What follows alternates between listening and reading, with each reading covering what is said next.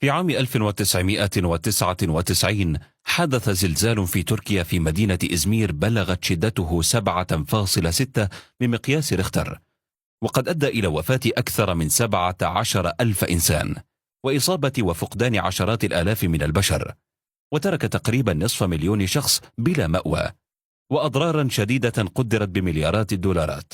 ودام هذا الزلزال حوالي 37 ثانية فقط، لكن المفاجأة الصاعقة كانت عند حدوث هذا الزلزال المدمر، فقد كان بقاعدة عسكرية بحرية في مدينة إزمير نفسها، وكان احتفالا بتخريج دفعة من ضباط البحرية، وكان يحضر هذا الحفل بعض ضباط إسرائيل وأمريكا وتركيا، وجيء براقصات من تل أبيب.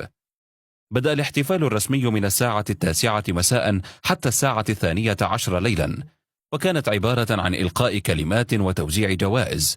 ثم بعد 12 ليلا بدأت الاحتفالات الفنية والرقص والخمور، وهم في أوج الاحتفال طلب القائد التركي من أحد الضباط عنده أن يأتيه بقرآن ويقرأ فيه، فجاءه هذا الضابط بالقرآن وقرأ، ثم أخذ هذا الجنرال القرآن ومزقه ووضعه تحت أقدام الراقصات وقال: أين الذي أنزل هذا القرآن وقال فيه إنا نحن نزلنا الذكر وإنا له لحافظون؟ أين هو ليحفظه؟ ولأن هذا الضابط القارئ للقرآن كان مؤمنا، اضطرب قلبه من شدة الهلع والخوف، وانسحب وركض هاربا بأقصى سرعة. هذا الكلام والاحتفال كان بين الساعة 12 ليلا والثالثة فجرا، وفي الساعة 3:01 بتوقيت اسطنبول إذا بضوء شديد لونه زهري يغطي المنطقة كلها، ثم انشق البحر وتصاعدت منه نيران ملتهبة يرافقها انفجار شديد القوة. ثم بأمر الله كانت تلك القاعدة العسكرية بكل آلياتها وضباطها وضيوفها وفسوقها وراقصاتها في قاع البحر في 37 ثانية فقط، ودمرهم الله تدميرا. وفي اليوم الثاني أنزلوا مركبة أبحاث وصورت هذه القطعة من الجزيرة وكيف أصبحت في قاع البحر، فوجدوا مكتب القائد واللوحة النحاسية لاسمه ما زالت معلقة. منطقة كبيرة جدا قطعت وأصبحت في قاع البحر كما هي، ولم يستطيعوا أن ينتشلوا جثة ضابط واحد منهم، ولم ينجو أحد إلا هذا الضابط الذي هرب قبل وقوع الزلزال.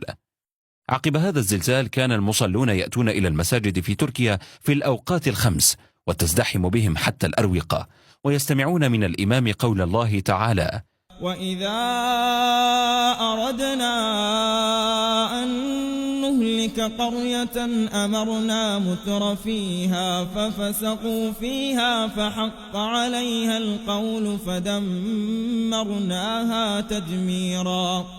كما حفظ خطبة له قال فيها: لا تخافوا على هذا الدين، إنه دين الله وهو محفوظ بحفظه إلى يوم القيامة ولو كره الكافرون. وهذه القصة معروفة عند جميع الأتراك، وكان لها أكبر تأثير في عودة الناس إلى الله. وكذلك أخذ ربك إذا أخذ القرى وهي ظالمة إن أخذه أليم شديد. إن في ذلك لآية لمن خاف عذاب الآخرة، ذلك يوم مجموع له الناس وذلك يوم مشهود وما نؤخره